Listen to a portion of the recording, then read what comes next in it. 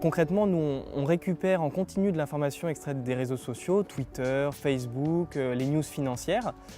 Cette information, on va la traiter grâce à un analyseur de langage, ça s'appelle du Natural Language Processing.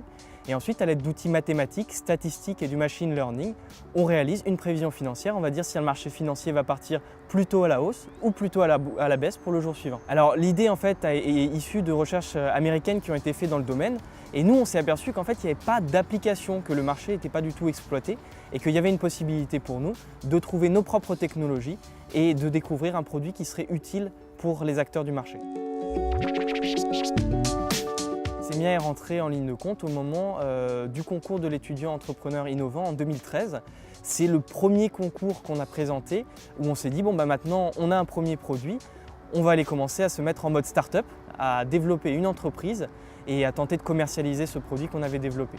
La première chose que Semia nous a apporté, c'était un retour au moment du concours, puisqu'on s'est aperçu des erreurs qu'on avait faites. Dans un second temps, Semia nous a accompagnés sur la rédaction de nos documents pour réaliser notre levée de fonds, sur le développement de notre produit, sur les problématiques juridiques, financières, etc.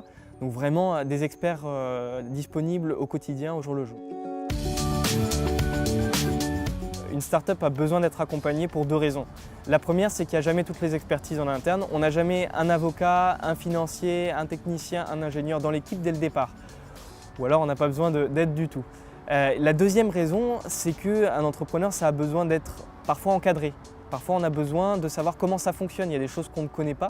Et Semia est aussi là pour nous dire dans quel ordre est-ce qu'on fonctionne, comment est-ce qu'on va de cette idée de projet jusqu'à la création de l'entreprise.